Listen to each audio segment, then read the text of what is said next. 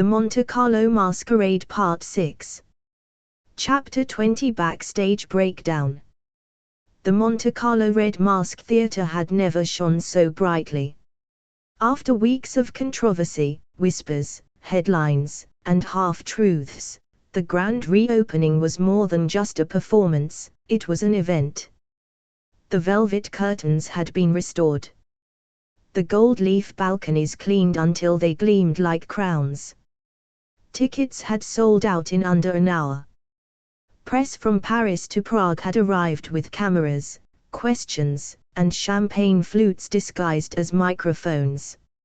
And at the center of it all, returning like a phoenix to the stage that had nearly destroyed her, was Juliette Moreau.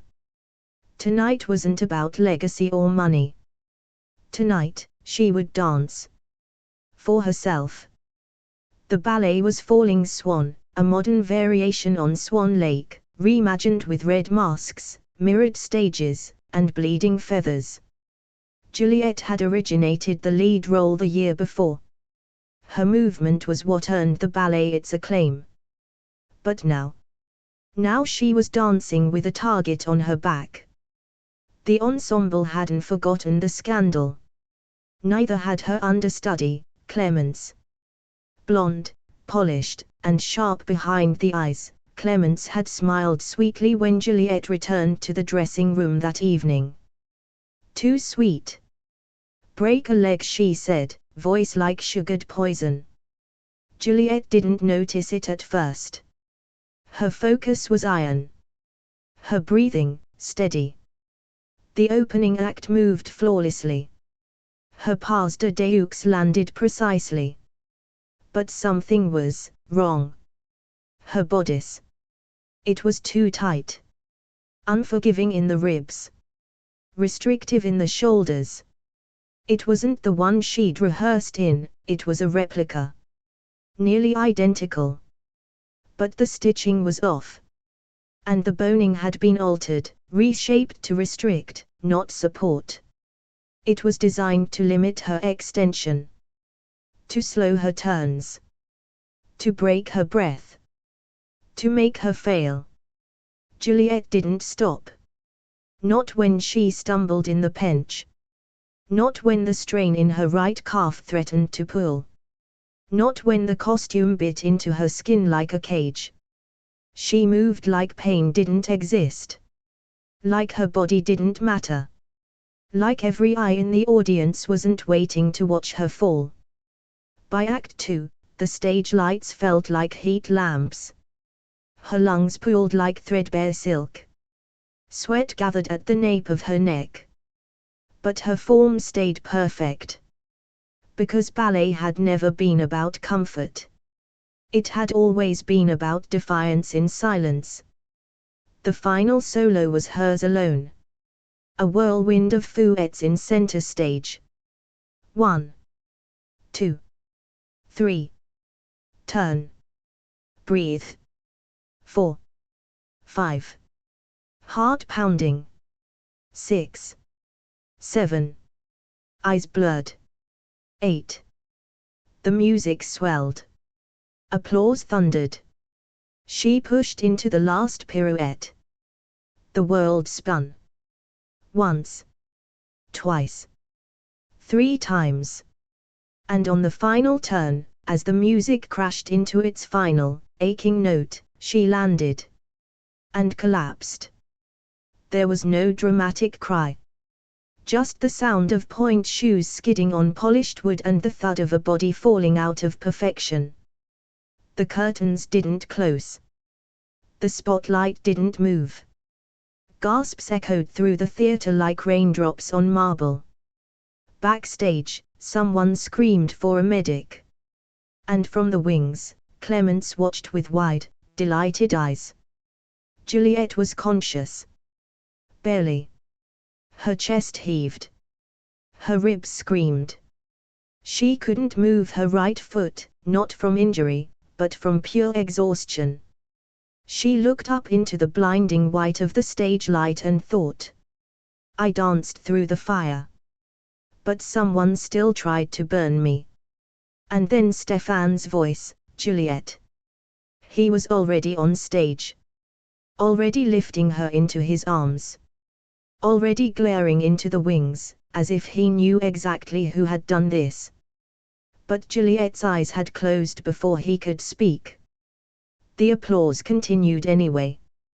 Because Monaco loved a fall almost as much as it loved a comeback. And tonight, Juliette had given them both. Chapter 21 The Wake-Up Call. The hospital room didn't look like one. It looked like a luxury suite disguised as sterile. White linens, floor-to-ceiling windows overlooking the harbor, machines that hummed softly in rhythm with the sea beyond. Juliette lay still in the bed, wrapped in a halo of muted light. Monaco's elite didn't wake up under fluorescent lights. They woke up here, in silence, in privacy, in rooms where reality was kept just outside the door. But for Stefan, the room was anything but quiet. Because she hadn't opened her eyes. Not once. He sat in a chair that wasn't meant to be sat in. Straight-backed, cream leather, designer discomfort. He hadn't moved in 2 hours. Not since the doctor said the collapse wasn't due to injury, no fractures, no sprains, but sheer exhaustion and oxygen loss. Her costume had restricted her breathing. Her blood pressure had dipped dangerously low. She had ignored the signals. Fought through it. And finished the performance. She'd made it to the final pirouette. She had collapsed after. Not because she failed. But because she refused to. The room had begun to fill with flowers. Arrangements from board members. 1,000 white roses from the Red Mask's director. A handwritten note from Monaco's cultural minister. And, quietly, one single crimson camellia in a glass vial, unsigned, no note. Stefan knew it was from Elodie. A symbol. A warning. Or perhaps, guilt. He didn't care. He sat, watching Juliette's face, willing her to wake up. Not so he could explain. Not anymore. But because he needed her to know he'd failed. He reached for her hand, pale and still beneath the blankets, and held it gently, the way he never allowed himself to touch her before. He didn't speak loudly. Just enough for the silence to part. You were right. His voice cracked. I let the wrong people circle you. I let them think they could touch you. Twist you. Break you. His thumb brushed across her wrist. And you danced through all of it. Because that's who you are. He swallowed hard. I should have protected you. Silence. From all of it. The words hung in the air like rain that never quite fell. And then, a flutter. Not much. Barely visible. Her lashes moved. Her lips parted. And in a voice so soft it felt like silk torn in half, she whispered, "Then do it now." Stefan sat forward, every inch of him still. Juliette. She opened her eyes slowly. Blinking against the light. Disoriented but conscious. And that was when the breath he hadn't realized he'd been holding, the breath he'd carried since she hit the floor of that stage, finally escaped. He held her hand tighter. Not possessively. Desperately. She didn't cry. Neither did he. There were no confessions of love. No sweeping apologies. Just that moment, fragile and charged, where trust was reaffirmed, not through grand gestures, but in 4 quiet words.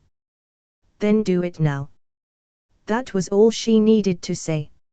And everything he needed to hear. He stood slowly, pressed a kiss to her forehead, not romantic, not hungry, just real, and whispered into her hair. When I leave this room, the world changes. Good, she murmured. And I won't stop until it's yours again. Her fingers curled in his. Just once. Then slipped away as she drifted back into sleep. But this time, she wasn't retreating. She was recovering. Because Juliette Moreau wasn't broken. She was pausing, just long enough to let the empire burn on her terms. And Stefan Mercier. He walked out of that room not as a billionaire. Not as a strategist. But as a man about to make very dangerous promises come true. Chapter 22 Truth Beneath the Chandeliers. It was the final gala of the season. Held in the grand atrium of the Casino de Monte Carlo, a cathedral of light and elegance, dripping in chandeliers and floral arrangements flown in from Versailles. Every inch of the marble floor had been buffed to an impossible gleam. The staircases curved like frozen silk. A quartet played Vivaldi near the central fountain, where the water itself had been tinted champagne gold. Everyone was there. The royals. The press. The board. And beneath every glittering smile and raised flute, a single question swirled like perfume. Why had Stefan Mercier called them all here? He hadn't issued an invitation. He'd issued a summons. Formal. Sealed. Sent by hand. Attire, black tie. Theme, transparency and legacy. Rumors ignited faster than candles. Juliette watched it all from the mezzanine, standing alone in a tailored black dress, no sparkle, no feathers, just elegance like armor. Her hair was swept back in a chignon, her expression unreadable. She hadn't spoken to Stefan since waking in the hospital. But she knew what this was. She could feel it in the way the room held its breath. Tonight, the curtain was rising on the truth. At precisely 9 p.m., the chandelier dimmed. The quartet silenced their strings. And Stefan Mercier, in a crisp black tuxedo, no mask, no smile, walked onto the central marble dais like a man walking into war. He didn't raise his voice. He didn't need to. Thank you for coming. His tone was neutral. Polished. But beneath it, something cracked, not weakness. Controlled rage. Many of you have asked why my name, my board, and this casino have been cloaked in scandal over the last month. He glanced at no one. And yet, everyone felt seen. Tonight, I answer you. The missing financial ledger, he said, voice clear, was stolen by Elodie Rousseau, 3 nights before the Red Mask Gala. She used it to fabricate an internal embezzlement scheme and frame Juliette Moreau. Gasps. Someone dropped a champagne glass. The surveillance footage from the night of the sapphire theft was doctored, by Luc Moreau, using an access token tied to an inactive employee ID. Stefan paused. They worked together. For months. Why? Because they believed Juliette's presence threatened the Mercier legacy. He turned, gaze sharp. They were right. She does threaten it. A bit. Because she is the future of it. There was no applause. Not yet. Just a stunned, glittering stillness. Some guests glanced toward Elodie, seated near the front, stone-faced, her wine untouched. Others turned toward the mezzanine, where Juliette stood watching, unmoved, unreadable, statuesque.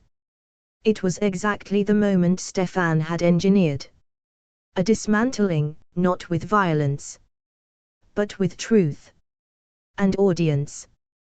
Juliette Moreau, Stefan continued, was never under investigation. She was under protection. From me. He looked up to the mezzanine. Met her eyes across the golden light. But I failed her. And tonight, I correct that. The orchestra resumed, not with Vivaldi, but a soft piano suite from Falling Swan. And slowly, without command, the room began to turn toward Juliette. Not with judgment, but with recognition. And something dangerously close to respect. Elodie stood. Walked out. No scene. No scream. Just a quiet departure, her empire already crumbling behind her. Luck was nowhere to be seen. He hadn't shown. And Juliette. She walked down the grand staircase like she owned it. Because now, she did. Chapter 23 The Arrest in Armani. It happened not in the shadows, but in broad daylight. And not quietly, either. No, the arrest of Elodie Rousseau, the once unshakable queen of Monaco's casino elite, was as theatrical and shimmering as the life she had built to protect herself. It was staged against the curved entrance of the Hôtel de Paris, opulent, sun-drenched, and framed by the Mediterranean's sapphire gleam. That morning, the hotel was set to host a charity brunch for the Royal Children's Fund. Elodie, as always, intended to make an entrance. Instead, she made a headline. She stepped out of the limo like it was a throne room carriage. In a custom white Armani prive gown, slashed to the thigh and dripping with microcrystals. Her diamonds could have bankrolled a mid-size country. Her hair was swept back in sculpted waves, and her heels were Louboutins, not designed for running, but for dominating. And for a moment, she still looked untouchable. She smiled. Blew a kiss to the photographers. And then, security moved. 2 plainclothes officers stepped forward, flanking her with surgical grace. One of them spoke into his colamic. The others emerged from the crowd, deliberate, fast, precise. The crowd of press barely noticed at first. Until the hand reached for her arm. Madame Rousseau, you are under investigation for financial fraud, obstruction, and falsification of federal surveillance records. Get your hands off me. Her voice wasn't loud. It was lethal. She didn't panic. Not Elodie. She didn't beg. She didn't stumble. She posed. Turned slightly toward the cameras. Gave them the profile they'd paid for. And only then did she see Juliette. Juliette stood at the top of the marble hotel steps, calm, elegant, utterly simple in a black silk midi dress with a high neck and no embellishments. No jewels. No heels. Just quiet power. She said nothing. She didn't have to. Because Elodie exploded. You think this is yours now, she snarled, twisting against the guard's grip.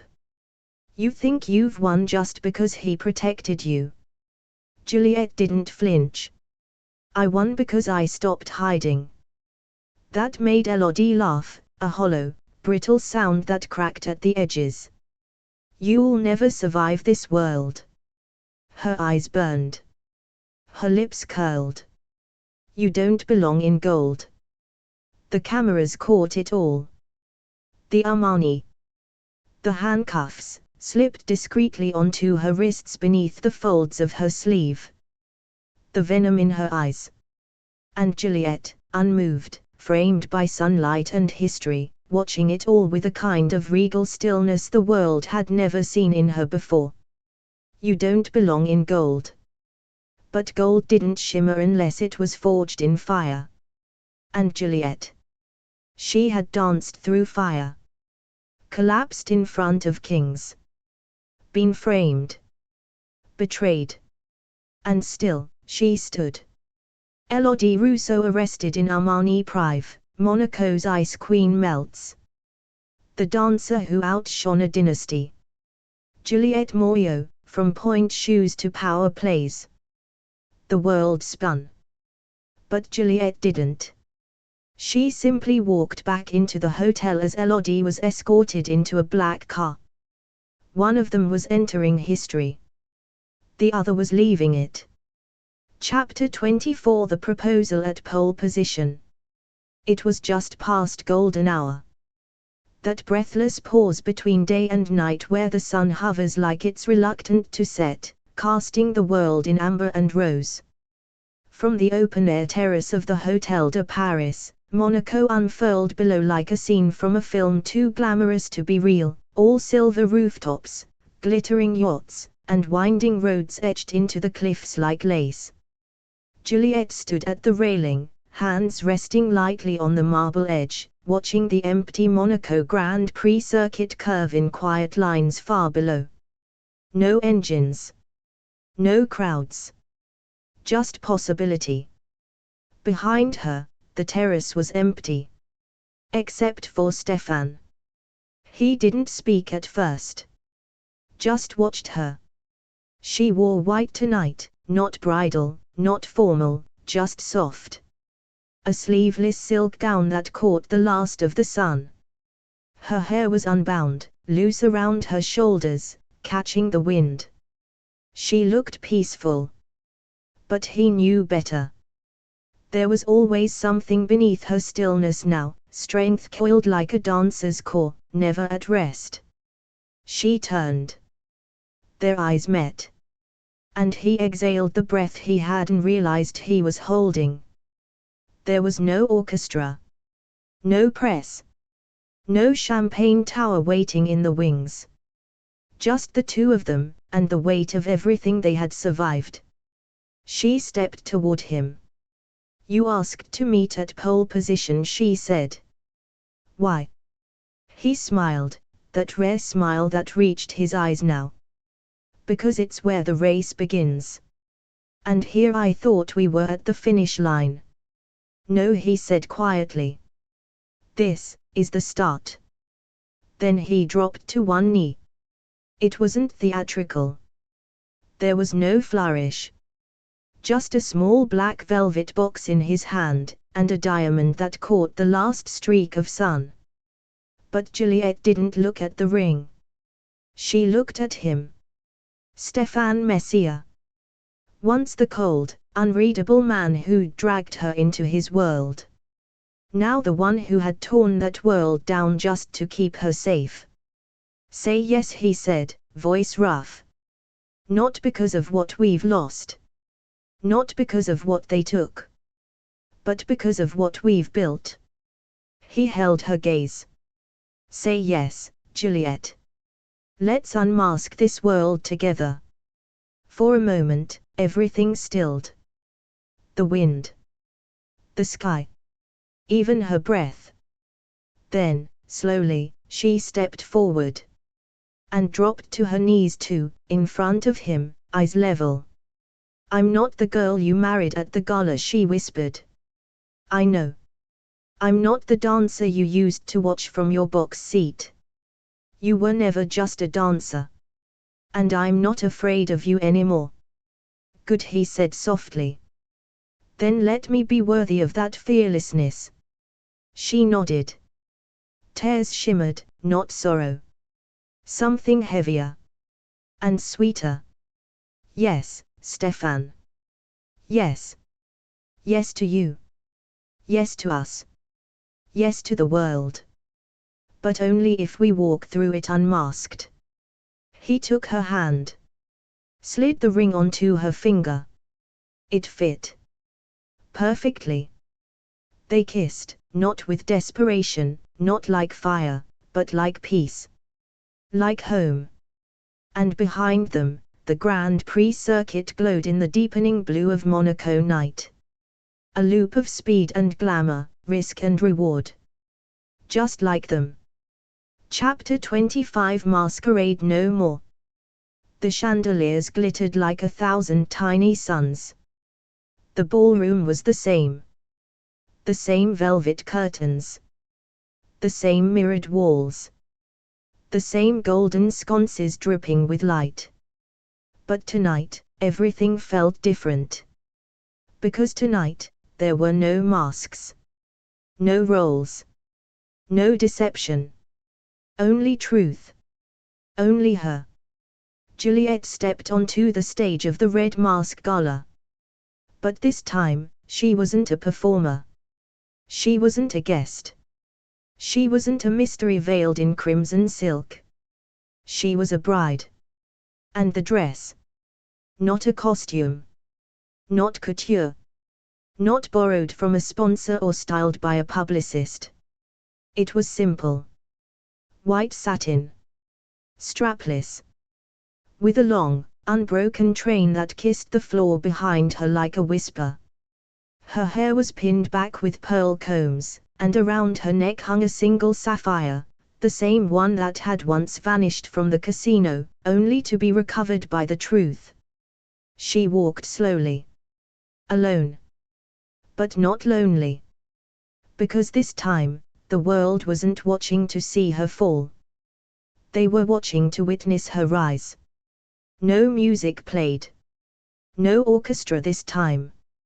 Just the hush of 300 guests turning in awe, watching as the girl who had once been whispered about, pitied, painted scandalous, became something holy in the glow of the lights.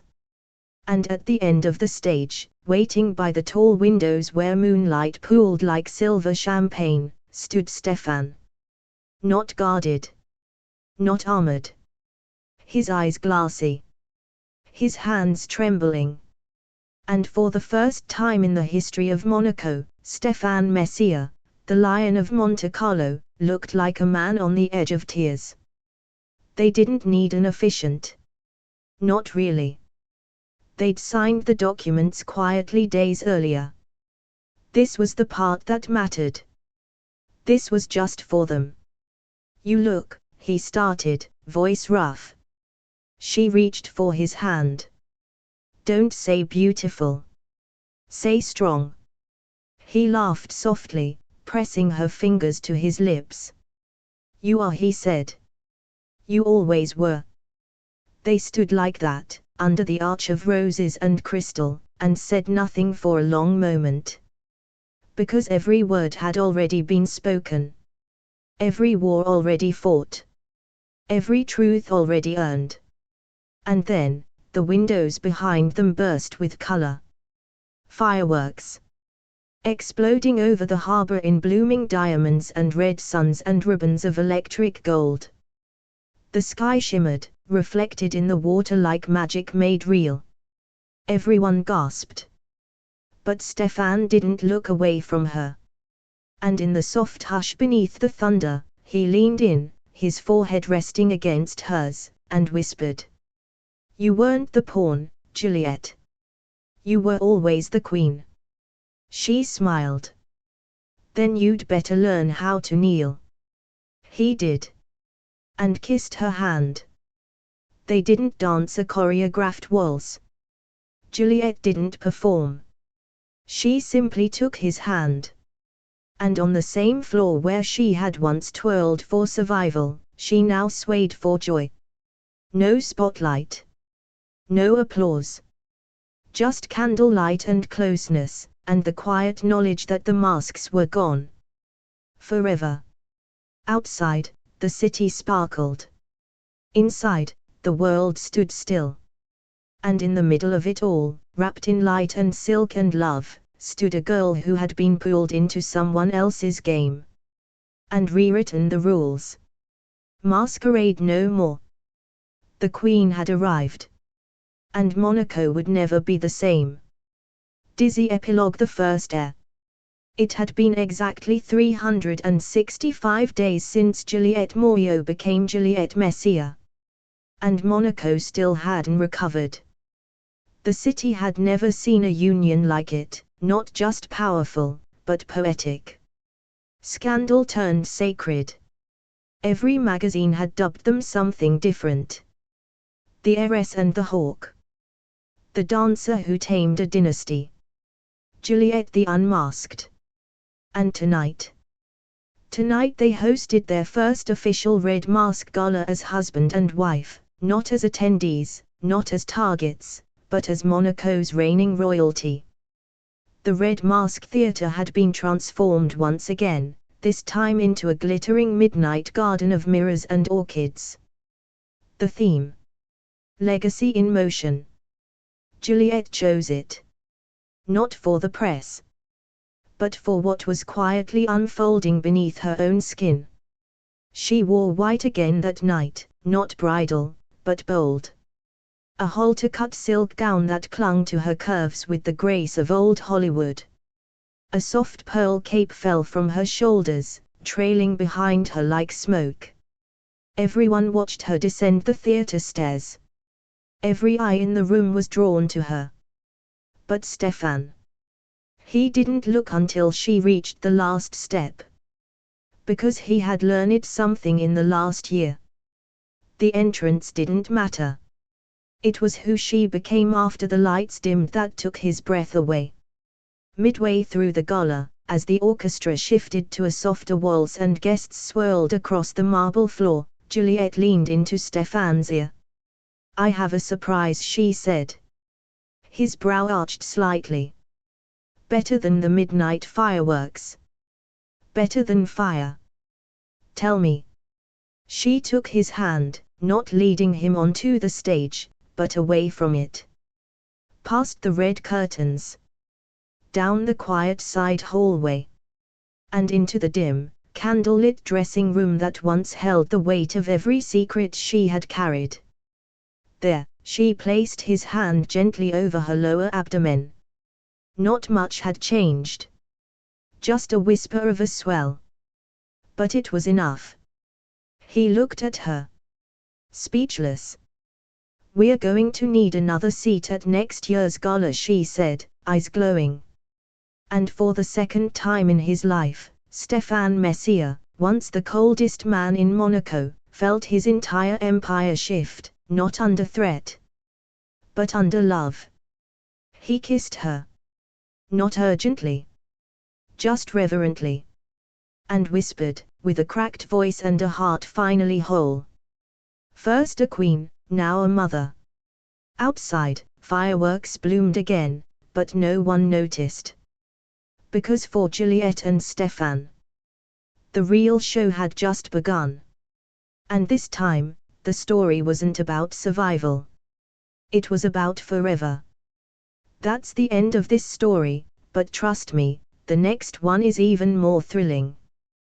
We drop fresh episodes every day, so don't miss out. Like, subscribe, and stay tuned, you won't want to miss what's coming next. Because every broken heart deserves a comeback. If this story touched you, don't forget to subscribe for more emotional romance every week. Hit like, drop a comment, and ring the bell so you never miss a moment of romance, redemption, and powerful love. And don't keep the drama to yourself, share this story with someone who lives for twists just like you. Thanks for listening, and remember, sometimes the best comeback is becoming unforgettable.